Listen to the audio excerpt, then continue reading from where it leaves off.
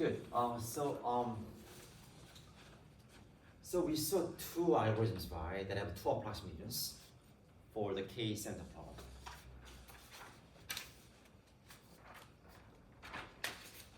And we're going to see that actually that's the best we can hope for. So what does that mean?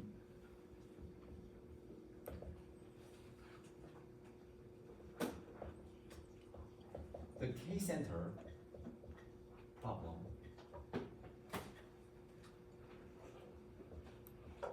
has no 2 minus epsilon approximation for any epsilon greater than 0 unless p equals n. Okay, so again, we don't believe that p equals np. So it's extremely unlikely that the K-center algorithm problem has better than 2 approximation. Okay. So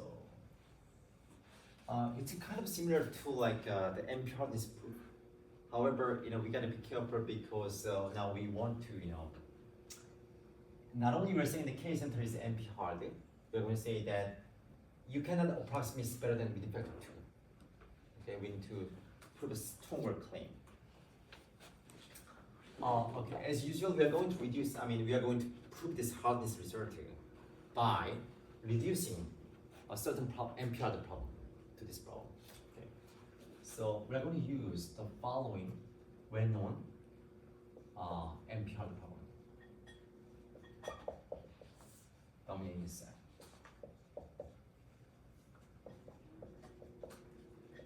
Input is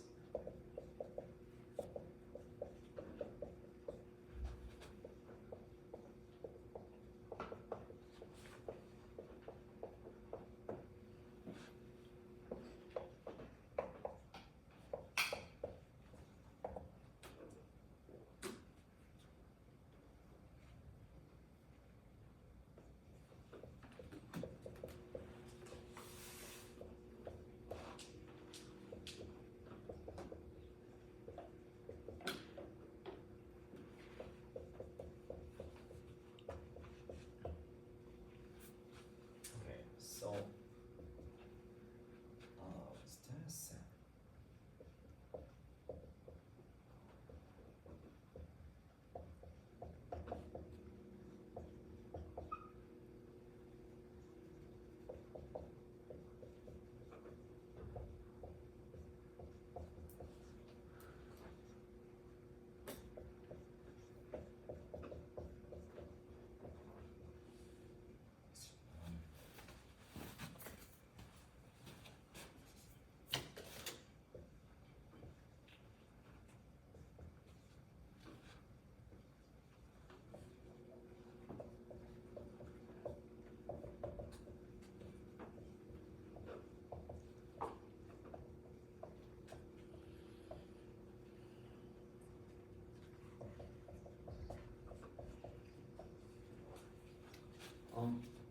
It's a very natural problem.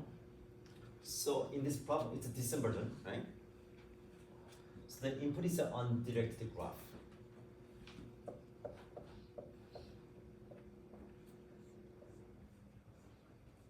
And some value k, okay? And what do you want to know here? We want to find the dominating set. A dominating set means that the following. So for every vertex u, we can define its neighbors, right? When you say define neighbor, it also includes itself. So for n of u, it will be this and this and this, okay? These 3 vertices. And if I choose this vertex phi, this v, and v will be this and this and this, right? That's close. So basically, if I want to choose some vertices, I can cover the vertex itself and its neighbors. Okay, and I want to. We say that a set is a S is dominating set. Okay, if every vertex, right?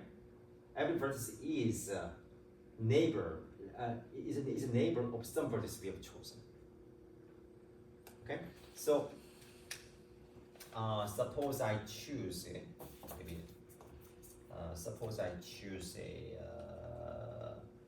this one, this one, this one, and this one. Then this way. This is dominant set, right? Because if you look at if you pick any vertex, right, that's neighbor of this or this way. It's neighbor of some more red verses. But if I don't choose this one, it's still it's still dominant set. Okay. But if I delete this one, right? If I unchoose this one, then it's not dominant set anymore, right? Because this is not neighbor of any red point set. Okay? But again, if I choose this back again, it's dominant set. And so 2, 3. Yeah. So in the case I covered okay. By choosing 4 points, right? All points are the neighbors. Okay? In this case, the size is 4 because we have chosen 4 red points. Good. So I want to choose. The question is that, does the graph G have a dominant set of size K? Is the problem clear?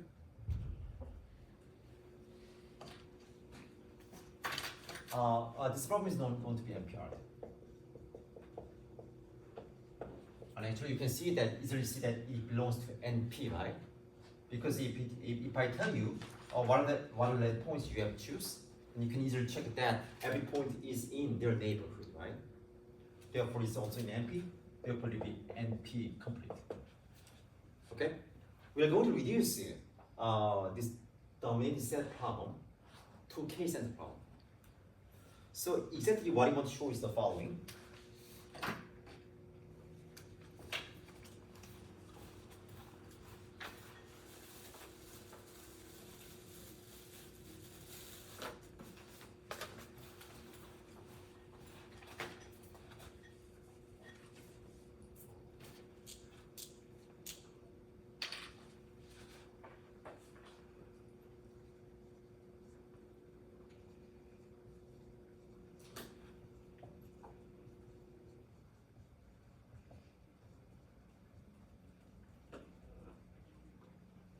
Suppose we have a 2 minus epsilon approximation for K-center problem.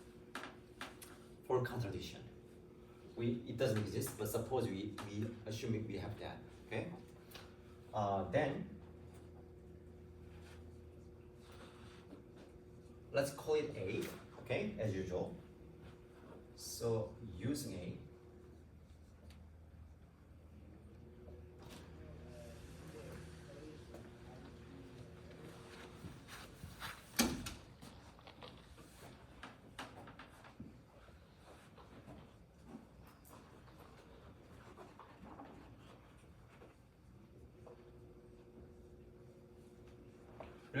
we are going to construct a polynomial time algorithm for the dominating set problem.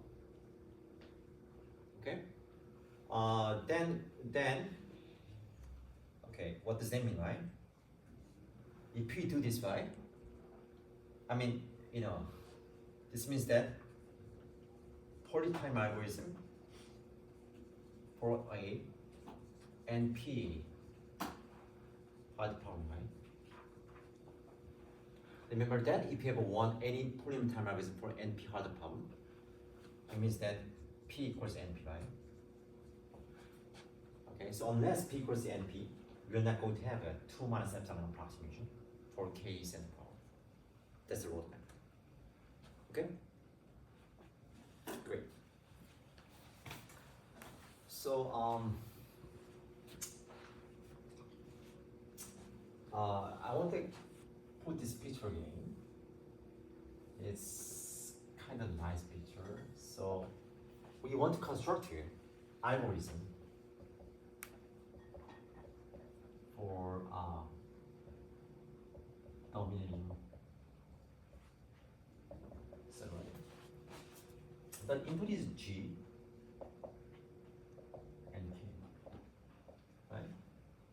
and then it's gonna take this as an input, and eventually we need to output either yes or no, right?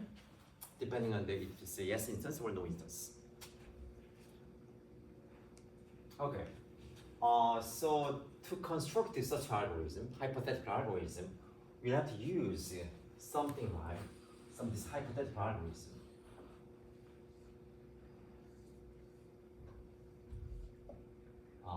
This algorithm A for K set I. And using this somehow, I mean, it'll give us some output here. And then, using that, we have to output this order. Okay, that's our plan. Okay, but to do this, like we need to kind of, we need to make the inputs to the two problems consistent, right? Because here this is kind of similar, right? Because domain set gives k value. In case in the problem is also k parameter, right? But now here the difference is that in the domain set problem, like there is no weights, right? But for case in the problem, in the input we should have distances, right? So we have to create distances between pairwise each pair of points. Okay, so let's do that.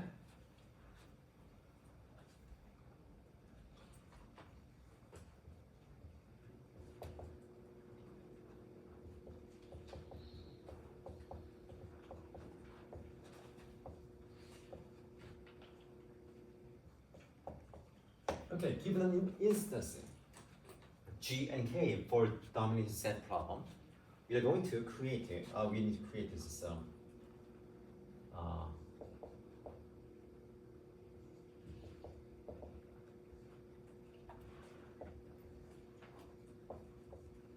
we'll have to create a complete graph, right? Because we have to define distance between every pair of points.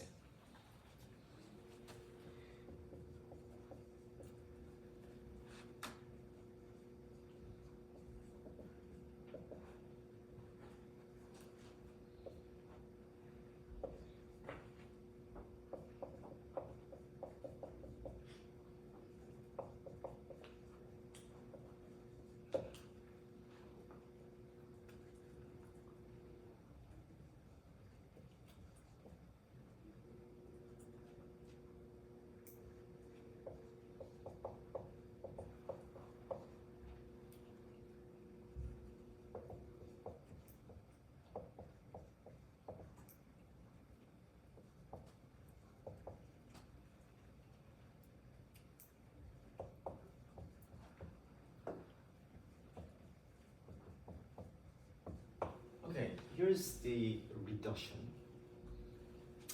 Okay, so if the two points, right? If the 2 points are neighbors, right? We're going to set the distance to 1, otherwise 2. Okay. Now you need to check this, right? So see, remember that in the case and the problem, right? The distance should be metric, right? So do you see if I set this to 3, right? It doesn't satisfy matrix property. Okay, so think about a very simple case, right? Say we have I, J, L, right? Okay, so say this is like say this is a graph, right? This is a graph of G, right? What I'm doing is that I'm just creating the same. Basically, I'm creating G prime, right? But then I need to think about the complete graph, right? I need to find distance between every pair of points. There was an edge between this I and J, so I'm going to put this assign distance 1. Between I and L, assign 1. There's no edge here, assign 2, right? Okay. But suppose but if I assign 3 here, right? Then this is greater than 1 plus 1, right? So it does not satisfy triangular inequality. So it's going to violate metric space property. So I cannot set this 3. Okay. So basically, I'm setting this 2 because that's the maximum I can have. if I define distance 1 between every between the every pair of points that are neighbors, then I 2 is the maximum I can assign. That's why I'm putting 2 here. Okay? So let's put this back 2.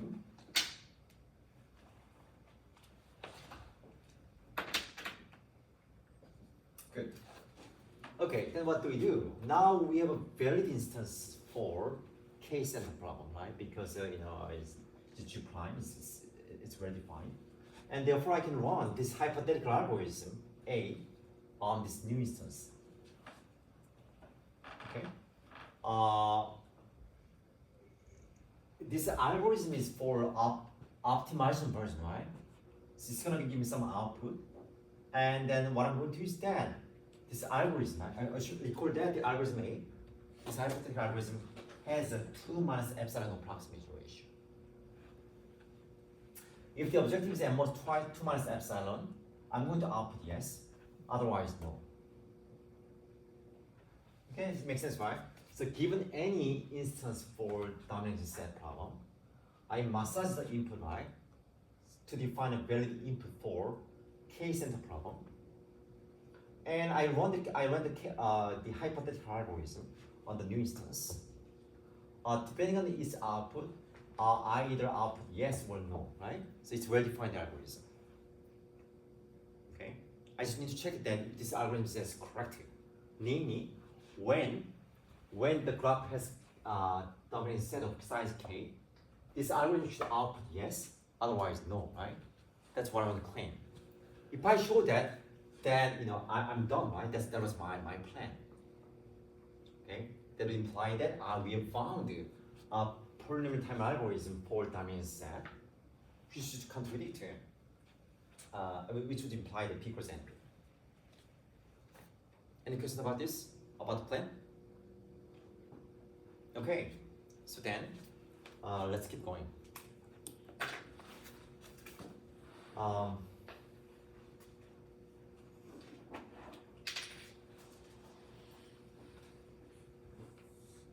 Okay, we need to consider 2 cases, right? So the first case is G, okay.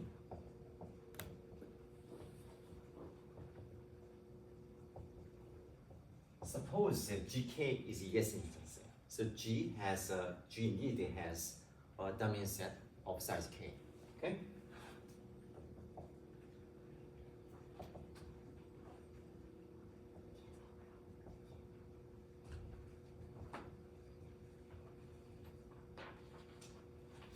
Let's put S.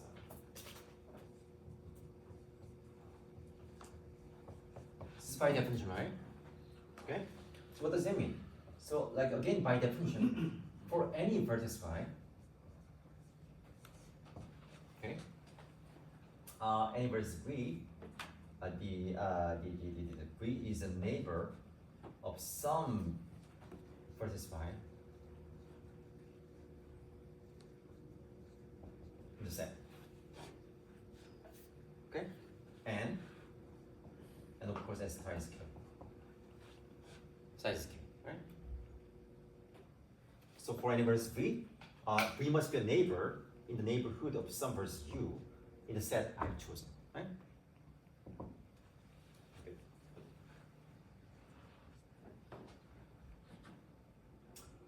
Okay, then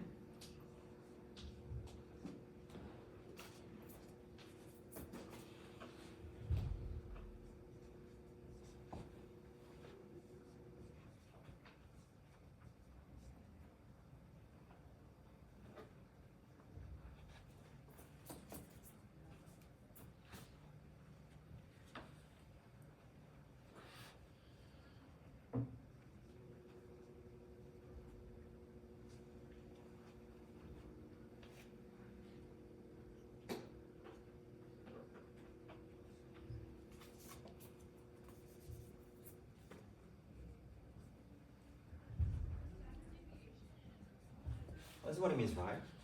For because of the way we define distances, so it means that for any verse V, so think about neighbor, right? Think about the V is here, and think about like the U here, and you know, V is in use neighbor, right? In the case, then by definition, the distance between V and S star, which is kept by the distance between V and U, right? Because it's defined as minimum distance, right? Is most one, because that's how defined, right? Neighborhood means that there's edge between V and U, right? So distance must be one. Right? So this is true. Okay. So what does this mean, right? This means that opt must be m-1, right? Because S star it implies that every point is within distance 1 from S star. I mean, like for K center.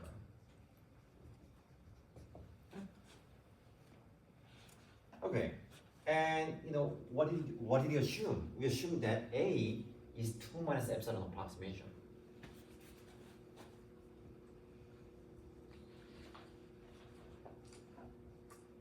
So its objective must be n must 2 minus epsilon, right?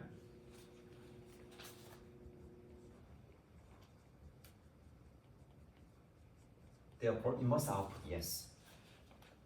Good.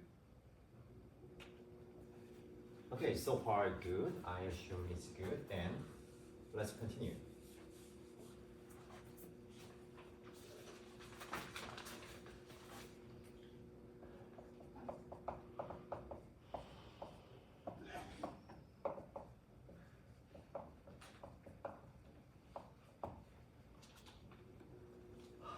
Okay, so if GK is no instance, right? Then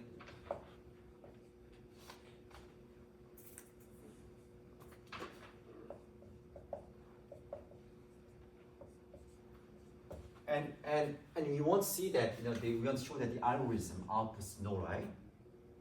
Okay, but we don't know. Okay, so we want to show this, right? So suppose not, meaning that outputs yes. Okay, so for some instance, no instance, suppose the algorithm output yes. Okay, we are going to show contradiction. Then what happens here?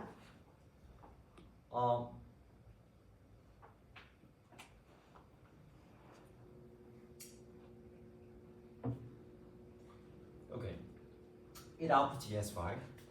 And in our algorithm, we output yes because A is objective, right?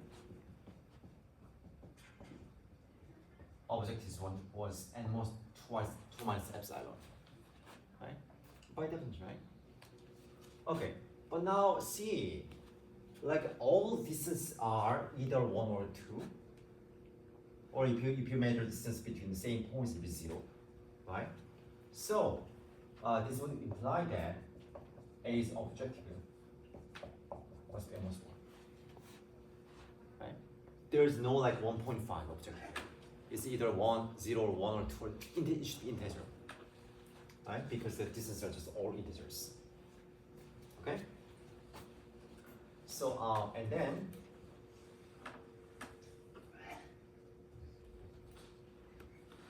what does that mean? There must some in a set of points, right? It's K center problem. So we have K centers, right? Such that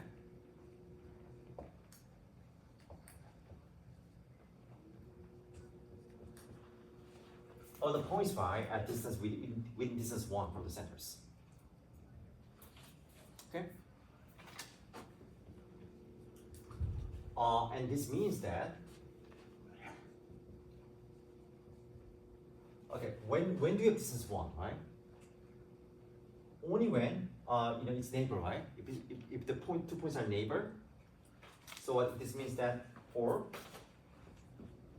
every point V,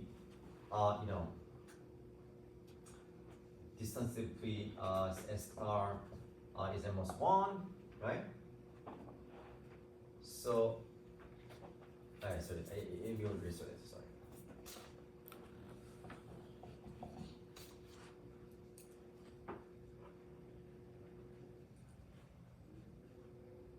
Okay, so for any point V, there is some U in S star such that D U V is 1, right? But this can happen, right? Okay, this implies that V is in U's neighborhood, right? And also, of course, S star is at K. S star.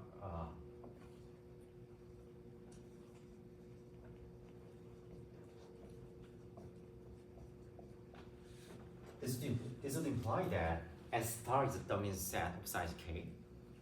So, okay, then it means that GK, the original instance, S instance. So a combination. Right?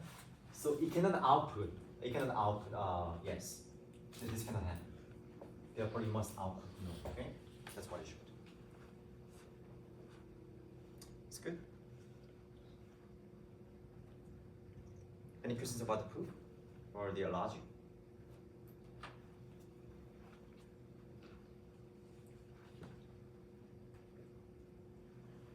More or less happy? Okay. So. Okay, so assuming that we have no more questions, I can move to the next topic. So, okay, this is the end of K-center problem. So we are going to see another example. I mainly cover this in K-center problem because this is the easiest clustering problem. And when you study big data algorithms, I won't touch on clustering problems, and this will be kind of a easy example, like I can use to illustrate the ideas. But the next one is actually very kind of nice problem, and you will see like many variants of this kind of problem in practice. So.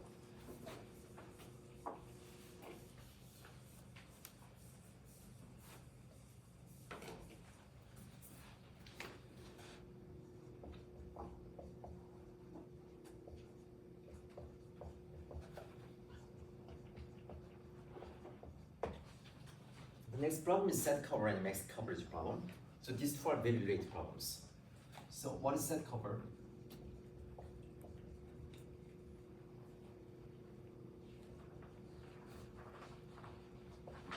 Input is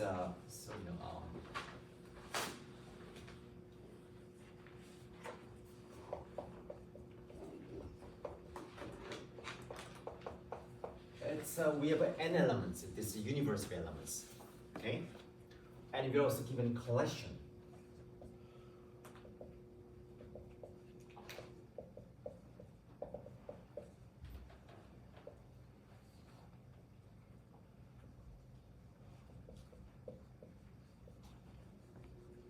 Okay, so we are given m sets over U, okay, the universe. And what's the goal here? We're going to choose fewest, like minimum number of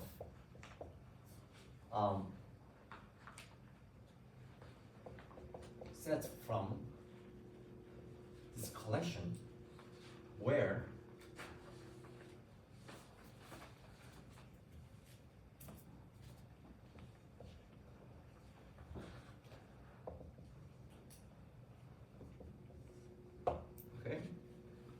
so I'll give examples soon, but so we only choose some sets here. I mean, the assumption is that if you choose all these sets, right, their union will be the same as universe. Okay, but we only choose the minimum number of sets from this collection, such that their union is the same as the total universe. Okay, that's why it is called a set cover problem, because you're going to some. I mean, you want to basically cover all the elements, right? I think of this point as an element, like universal elements, right? So I think of like this, like shape as like a set. When you choose this set, you're covering these, points. Like maybe there are like lots of, collecting lots of sets. Okay, and you want to choose like a minimum number of sets to give the coverage of all the points. It has many applications. I mean, it's a very abstract form here, but you can imagine that this has a lot of applications, right? So, for example, like think of this, set as kind of service, right? If you choose this, you can service these clients. Okay, and you want to give service to all. You want to provide service to all clients. Okay, but you want to kind of when you give a service, right? You have to hire someone to take care of them. Okay, you want to choose the minimum number in the serviceman, of course, to save the cost. So what can you do? And like also this finds the application also in database queries.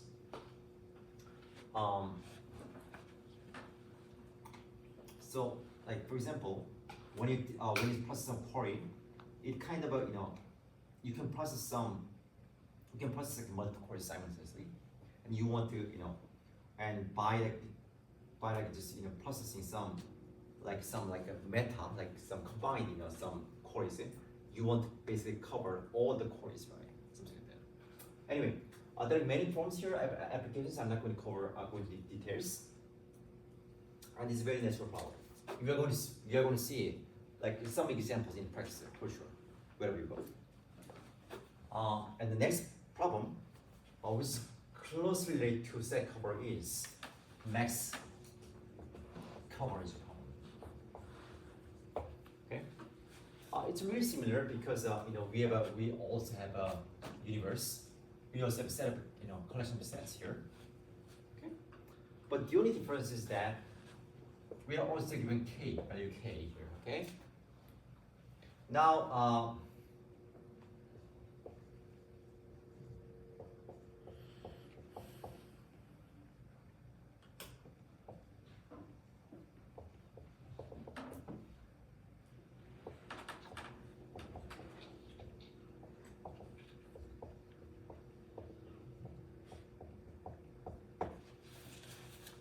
okay, so now we can, like, by choosing up to k sets, we want to cover the maximum number of elements.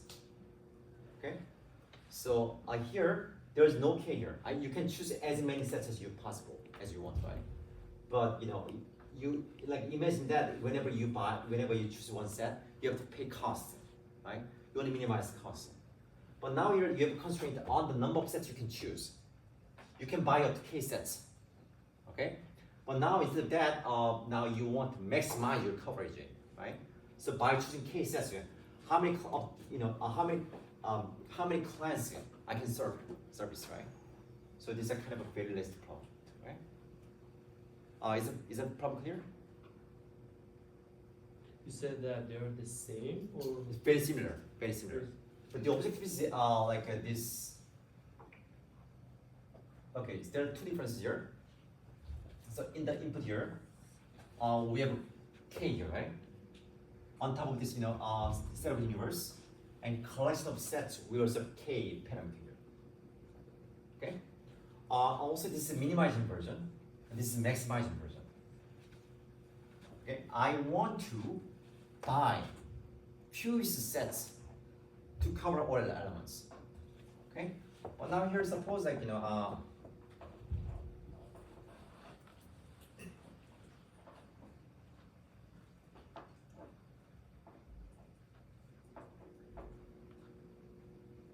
suppose I can choose up to two sets here, right? Suppose k is 2, right? Then what should I choose? If I choose this set and this set, I can choose 1, 2, 3, 4, 5, right? But if I choose, say, this set and this two set, right? Then I can cover only 4 elements, right? So choosing this one is better than choosing this and this one, right? So I want to provide more coverage under the limited resources. I can choose up to k sets. I can build up to K facilities, like 10 sufficient towers. I want to give the maximum coverage. What should I do, right? Make sense? Yes. One correlation in one of the topics in mathematics, like minimum spanning set. So is that relevant to the set? Minimum span set. So it's a minimum span set. Are you talking about minimum like span tree? Some or what's the minimum set? Yeah, it's like if you have a set Oh, okay. I guess like some space, some. linear independence. Or Let me think about this. It's a good question. So.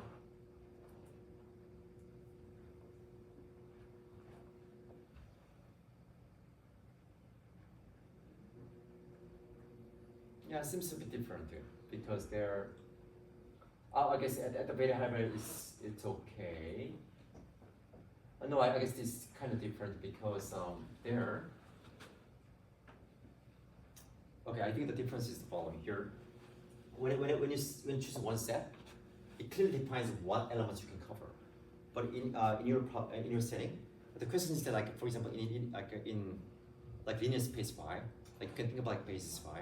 So like how many, like by choosing some number of vectors phi, how much I can cover, like how many dimensions we can cover. Okay, it's somewhat related because I can. So you can think of this kind of as kind of some function of coverage function. Okay, so like it's not completely related, but anyway. So you can define say some function here. So say you can define say 2D so this n.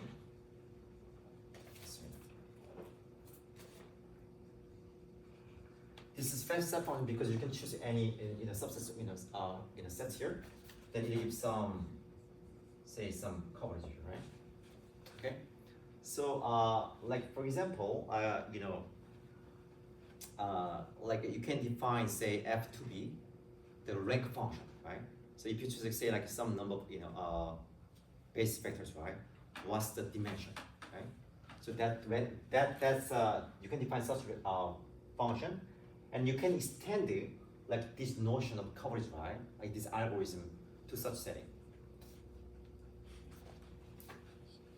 Like in particular, this is special case of subordinate function, and you can extend this in argument to such setting. Okay, is there any problem? Any question about this problem anymore? Good. Okay, so.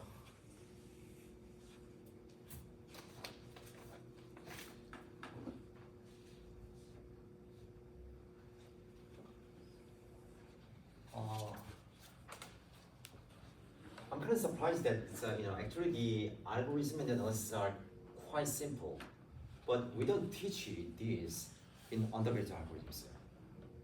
I was kind of surprised that when I learned these algorithms for the first time because they are so simple, and I actually see this in practice a lot, but somehow I haven't learned that when in undergraduate curriculum.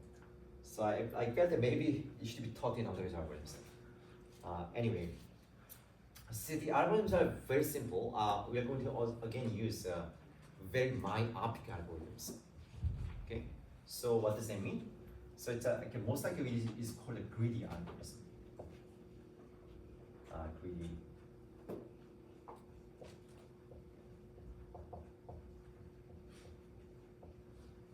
The plan is the following. We are first going to study max coverage problem. Okay, and then using the fact that this max coverage problem is so closely related to set cover problem, we are going to extend the algorithm to the set cover problem. Okay, so we are going to basically get algorithm for both at the same time. Okay. So what's the procedure here? Okay, so it's the most obvious thing you can do. Suppose k equals 1, right? If you can choose only one set, what are you going to do? Right? You choose a set with the maximum cardinality, right? What else can you do, right? So, but like okay, you choose one set, okay? Now some remaining like uncovered elements, right? What are you going to do? If I can choose one more set, I can choose the set that covers the most, the maximum number of uncovered elements, right? I can repeat this, right? That's basically the algorithm. It's really simple. So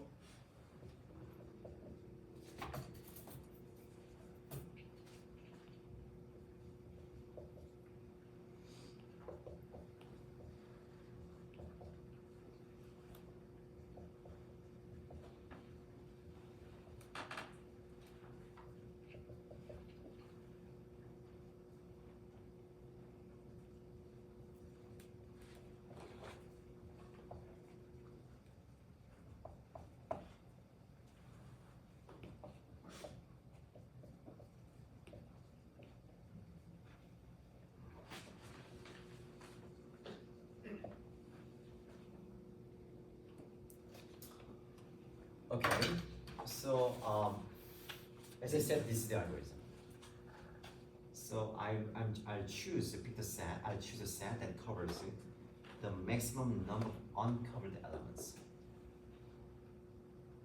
Okay. So if you want precise definition, this is what I'm going to do. So I'm going to choose set say Si.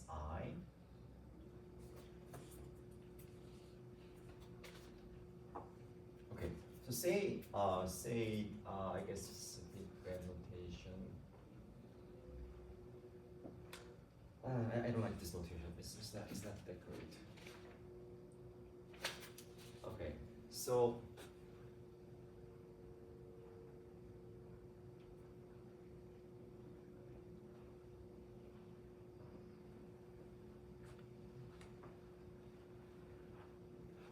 but is that result clear? Okay, then I don't need to define more notation because I don't want to confuse by using more notations. Okay, yeah, so this is the algorithm. What do we do?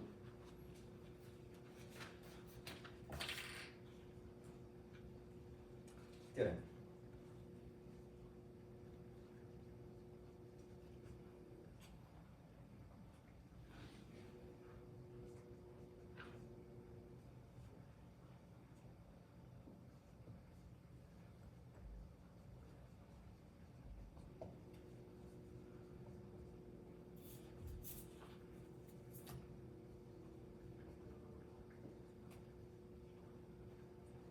For the max coverage problem, the greedy algorithm is 1 minus 1 over E approximation, which is about 0.632.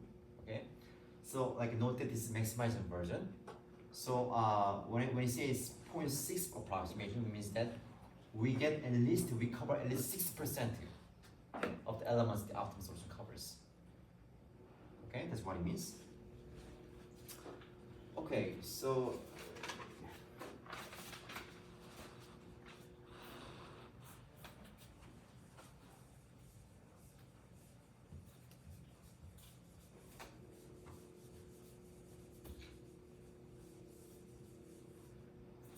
and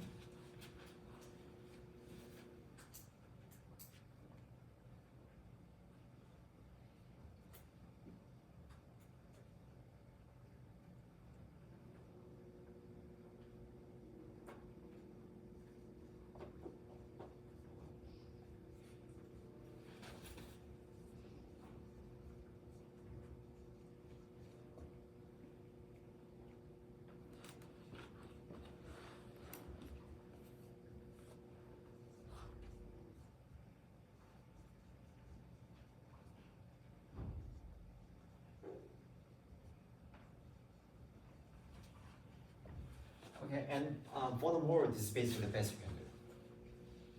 Okay, so unless P equals NP, for any epsilon, there is no 1 minus 1 over E. Actually, I should put this plus here. Approximation for any best coverage problem. Okay, we are not going to prove this because it's deep theory, but we are going to show this. It's pretty simple.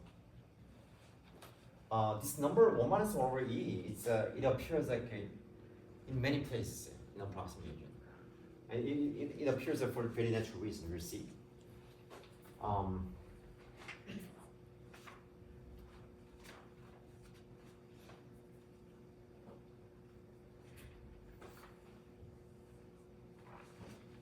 Okay, to prove the theorem, okay, that's our main goal. So let's define opt here. So opt is the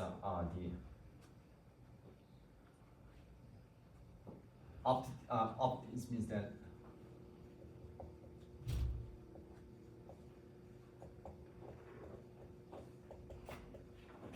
it's a I think I only use it for opt. Okay, so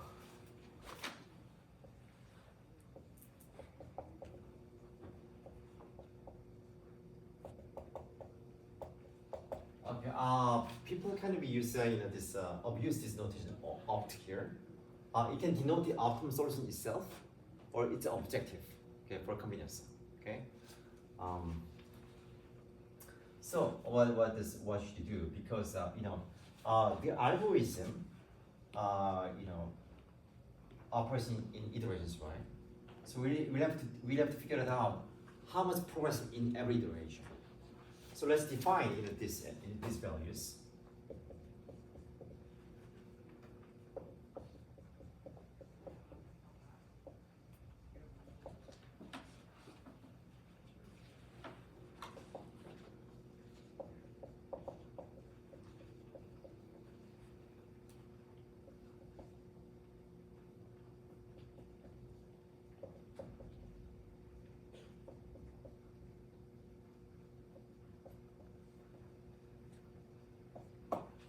Okay, so we can define xi here.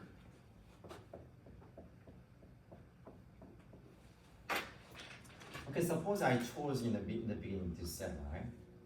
Then x1 will be 4 because this first time, in the first iteration, I chose a set, I covered 4 elements, right? In the second iteration, suppose I chose this set, okay? But I'm only count these 2 because this is already covered, right? So in this case, x2 will be 2, okay? So like xi means the number of elements I newly covered in the ith iteration in the algorithm. Okay? So then, obviously, if you just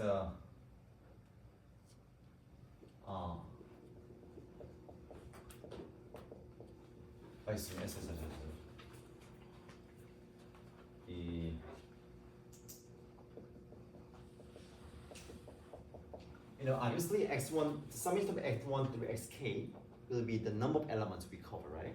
At the end. Okay? So we want to show that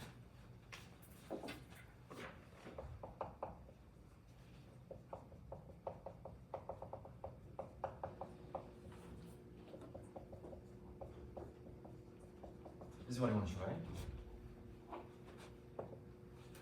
This is going to show this. And also let's define this yi. Yi is nothing but x1, summation of x1 to xi. In other words, how many elements we have covered so far until ith iteration. That's yi, okay? So like yk is the basically this will be yk. Right? Good. And we can also define opt minus yi.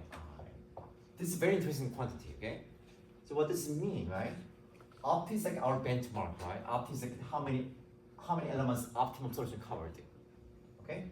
So opt minus yi means how much we are behind the optimum, right? So that's zi.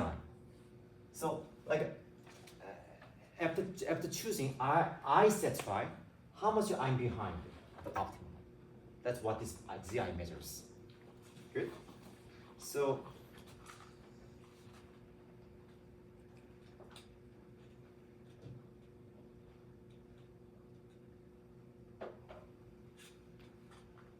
yeah, okay. Let's assume it's fine.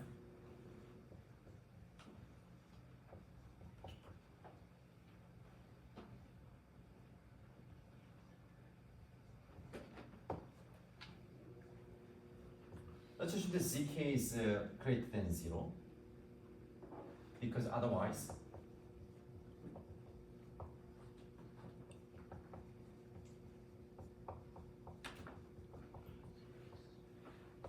breed is optimum, right? It's obvious, right? Because if zk is 0, then that means that we did it as well as the optimum, right? So let's assume that zk is non-zero.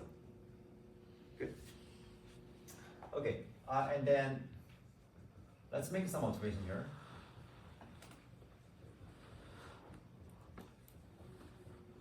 This is obvious, right? As time goes, we can, we can only like catch up with optimum solution, right? And this in the beginning is optimum.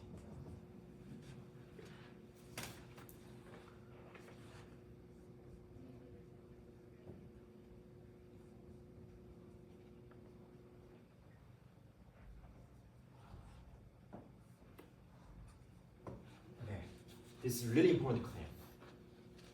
Okay, I'll give you 1 minute to take a moment here. Why is true?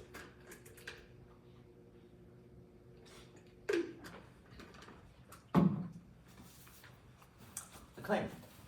So xi plus 1. I mean, okay. So to give you, so as a warm up,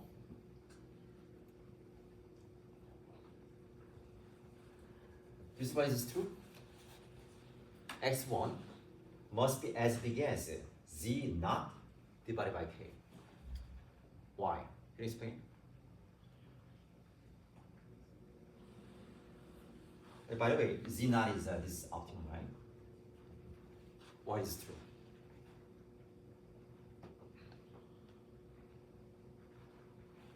x1 must be as big as opt divided by k. Because ck is greater than 0. Oh no! I'm going to talk about this x1. The first set. When I choose the first set, how many elements are covered by the first set, right? That should be at least as big as optimum divided by k.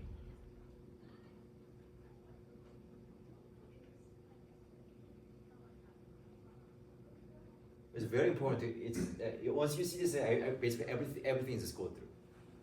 Because it should not be overlapping, that's why. No, I mean, what about this k? Why do you have k this here? We don't know K yet. We know k. K is a part of solution, input. We're talking about max coverage. Okay. K is part of input. But my claim is that, okay, like I don't know optimum value, obviously. We don't know optimal value. We don't know opt, but we know k. Mm. But what I'm claiming is that the number of elements I cover in the first iteration should be at least opt divided by k.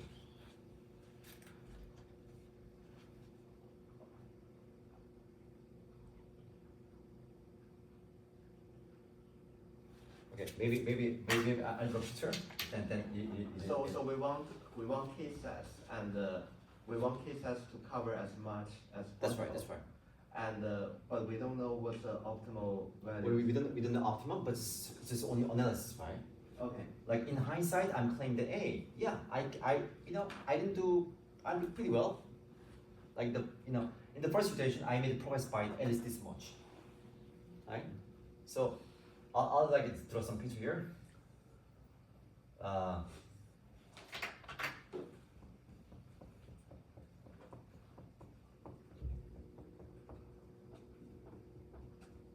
Okay, suppose k equals 3, right? Okay, and obviously number of points here, right? These are the number of points. These are the optimum, right? By definition, right? But there are some points, right, that may not be covered by optimum. Okay, then, okay, what does that mean, right? There's a way to cover all these, right, elements using 3 sets, right? So at least one of them must cover like at least third of these points. Okay. Okay? Okay. So I know that there is a solution that covers this many elements, right, by choosing k sets. Therefore, at least one set must cover of divided by k elements. Does it make sense? Is it clear? It's very important. This is a key claim. Okay? Now, so now you can extend this observation to this main claim. So what does that mean? So there are,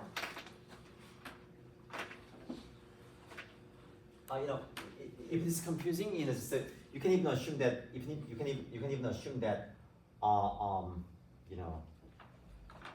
actually we don't even do that. Sorry. So I'll just explain in words. I think it'll be easier.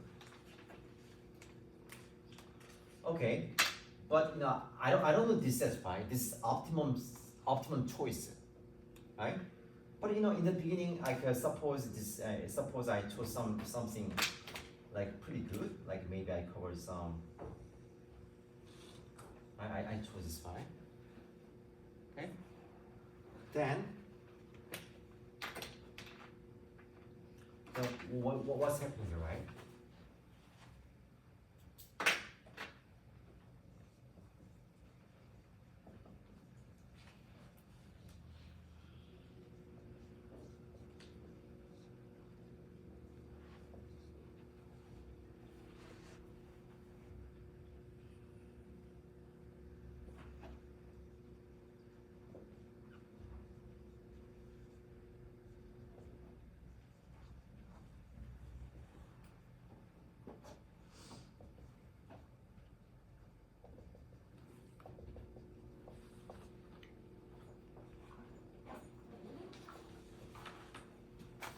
Let's think about this part. The elements covered by optimum, right? These are those are these, all these red points, right? Okay, and then, but now think about but like excluded, the points I covered, right? So these are, from them is excluded these points, right? Right? So I'm claiming that this. If you think about this number, right? This number must be at least Zi. Like we call it Zi is how much I behind the optimum, right? Okay. So, okay. Does it make sense? Okay, good. Do you see what this claims? Okay, then if you believe that this is true, right? What does this mean, right? Okay, so there are ways to cover at least Zi new elements by choosing 3 sets. If you choose these 3 red sets, right? You can cover this Zi at least Zi new elements, right? So that means that if you choose one of these 3, right, at least one of these red sets, right, will cover at least Zi minus k new elements. That's why this claim is true.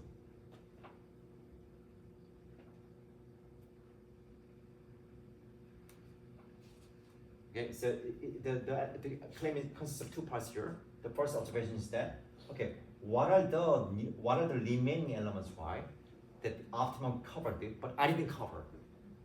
I'm claiming that that's at least Zi. Zi is how much I'm behind the optimum, right? Okay.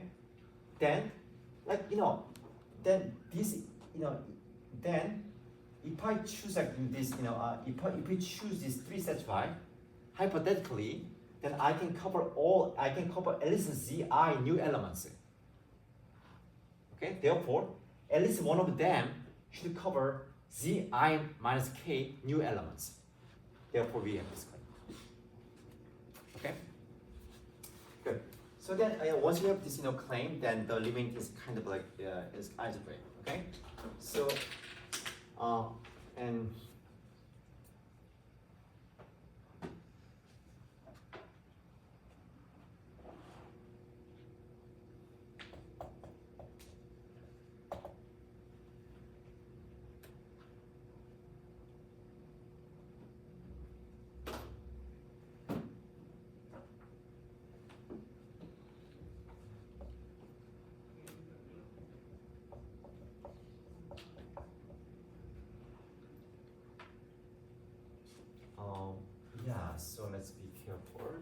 plus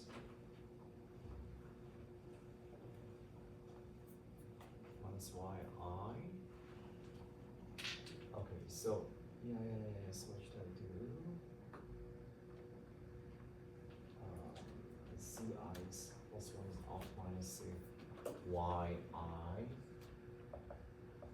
plus 1. So it's off minus yi minus zi. Okay, zi plus 1, right? It's exactly.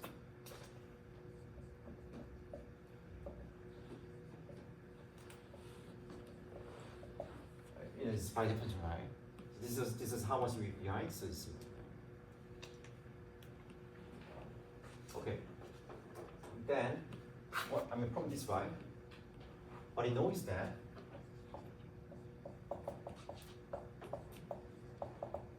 I just plug in this input. Okay. Okay. Now it is a very nice interpretation, right? You know, if you think about how much you're behind the optimum, in every iteration, you know, the behind this, you know, how much behind that quantity decreases by at least 1 minus 1 over k factor. Right?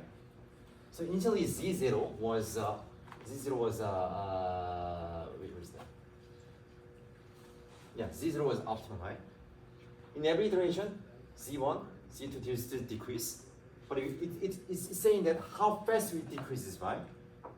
At least they, you know, this sequence, right, decrease at by a factor of 1 minus 1 over k.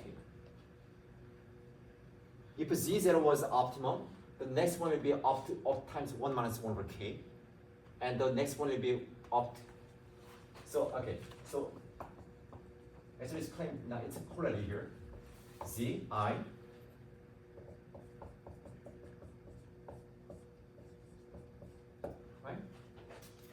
Because in every iteration we just you know, decrease by the spectrum, right? So you know you have a Ci and most this 3i factor, I power times z0. So why when divided by k? Why did I 1 over k here? Yeah. Oh, it came from here. Oh. It's just I plug in this by. I mean this is, you know, x plus 1 is almost this by, so at least this one, so that, you know, in the worst case this is almost this. Yeah, this is the main claim. Once you have that, by definition, you can show that, you know, the, you know, zi decreases by some factor. So in every after ith iteration, it decreases by at least this much factor. Okay. So okay, therefore zk is right. So we know that z0 is opt, right? Okay, you know, we know this mask, like, you know, right? This always true. Okay, so this is e to the minus 1 over k, k, opt. So, right? So we are behind at most 1 over e times optimum at the end of the day. So, like yk, yk is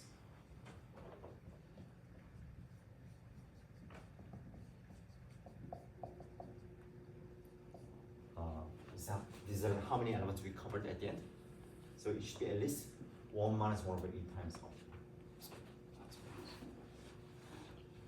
Now again, the point is that, like in every iteration, we show that, like you know, like zi is the key quantity, right? You see how much we are different from the optimum, how much we are behind it. We can show that we can decrease this, you know, reasonably fast, okay? And then everything else is just algebraic. Okay.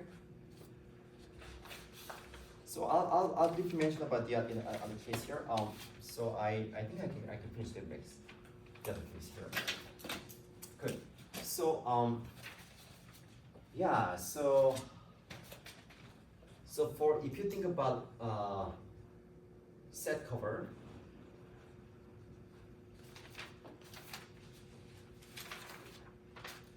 Then you'll have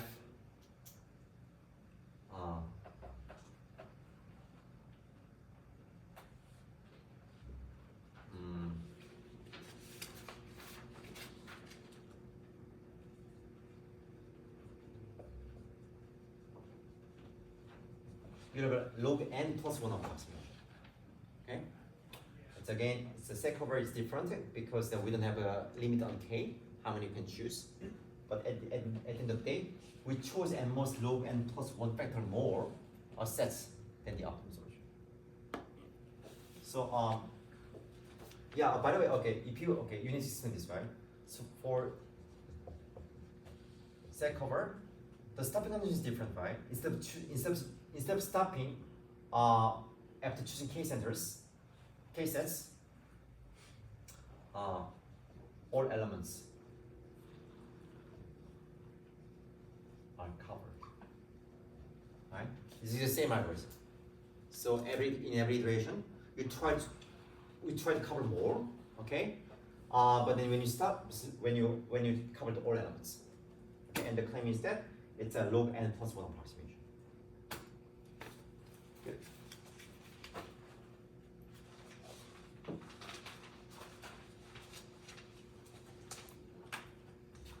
Okay, so what's the deal here? So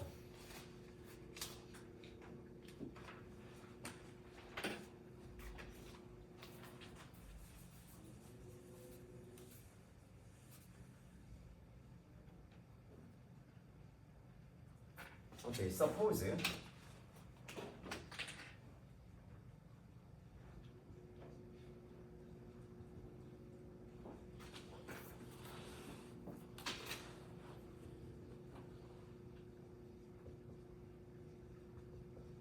the optimal solution uses k sets. Okay, I'm just in overriding notation. I'm sorry.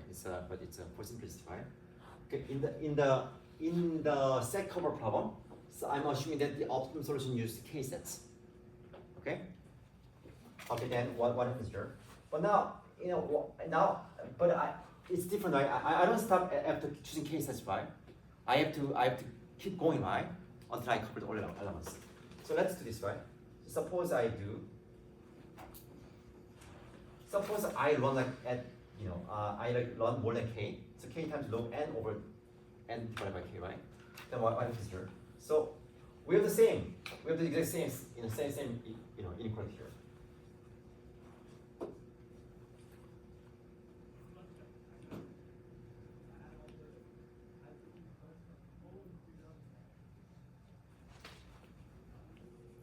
Oh, by the way, here now this time z0, right?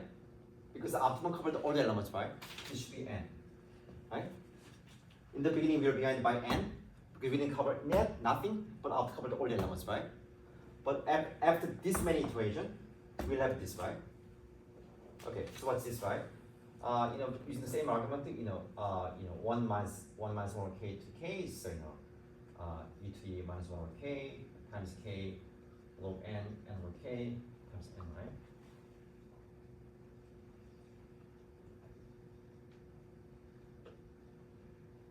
K times n. I think this is good. So what did you hear? So I think yeah. Oh yeah, sure. So good. So okay. So if I just put this on, this will be k over n, right? So this will be same as e to the this one. K over n times n just k, right? So by pure just calculation, you can show that after this many iterations, we are behind by n most k. We are left with n most k elements to cover. Okay, we covered most of it. But now, what's the deal here? I know that whenever I choose one set, I cover at least one new element, right? Yes. So because there are at most k elements left.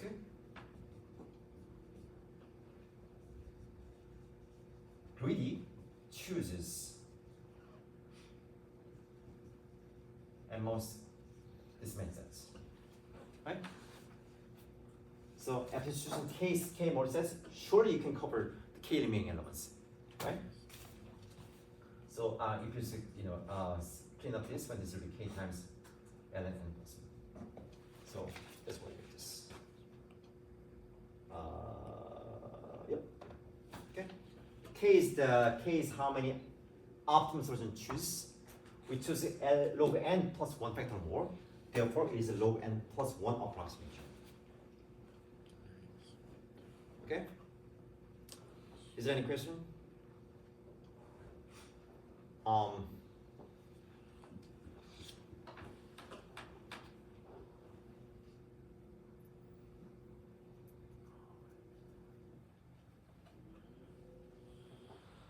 Here again, takeaway point is this. I think this is the most important thing. Like, claim. I mean, you should be able to see like this, why this is too intuitively. Once you have done everything else, just, it's a matter of time. Okay?